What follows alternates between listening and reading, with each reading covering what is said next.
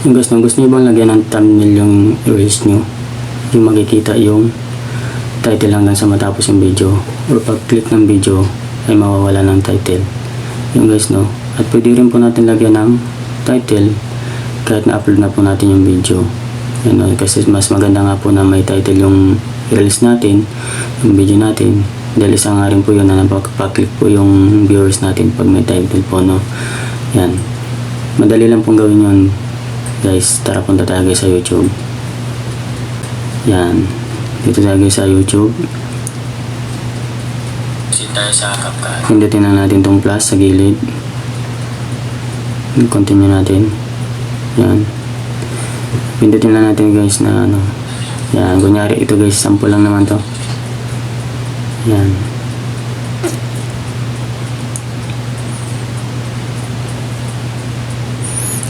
hintayin lang natin guys na ma-process yung video, no.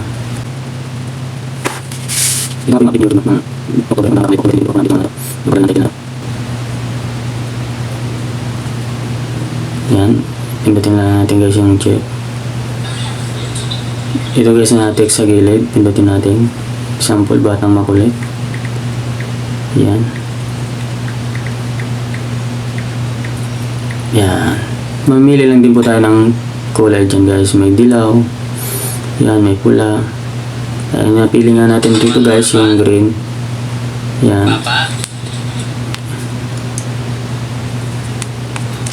yan, pinahinaan ko lang guys yung yan. Pwede po natin pilian kung saan natin ilalagay, sa taas o dito sa baba. Ito po yung guys yung title na makikita hanggang sa matapos yung video natin, no? Yan, next lang natin yan guys. Yan, dito naman guys, dito tayo maglalagay ng title na pag click po ng video natin ay mawawala po yung title, no. Pindutin lang natin guys yung pencil icon sa taas. Yan,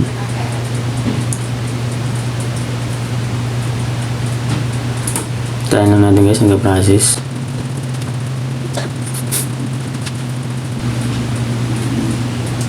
Yan, pindutin lang natin to guys na text sa gilid.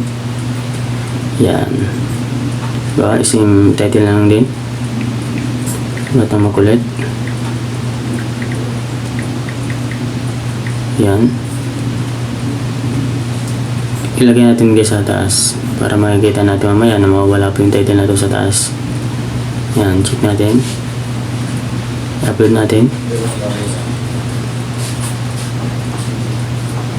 Yan, tayo na lang guys natin na ma-upload, no.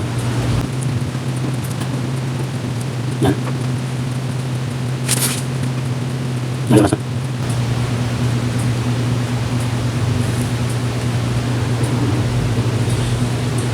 yan guys, kung napansin nyo guys yung isang title na wala, no, yung nasa baba na lang yung natira. Yan, ganyan lang po guys. Ngayon naman guys, doon naman tayo sa paglagay po ng title kahit na-upload na po natin yung video, no. Halimbawa, example na rin natin tong guys yung video na to. Halimbawa, na-upload na natin, no, pindutin lang natin tong tatlong tuldok sa gilid. Ito lang guys, hindi pa pala nagpo-process pa. Ito na lang, isang video na lang guys, piliin na lang natin tong isa. Halimbawa, ito isang isa na to na na-upload natin. Yan, pindutin natin guys tong edit. Yan, pindutin lang natin guys yung pencil icon na nasa taas. Yan, pindutin natin tong text. Yan, gawa tutorial.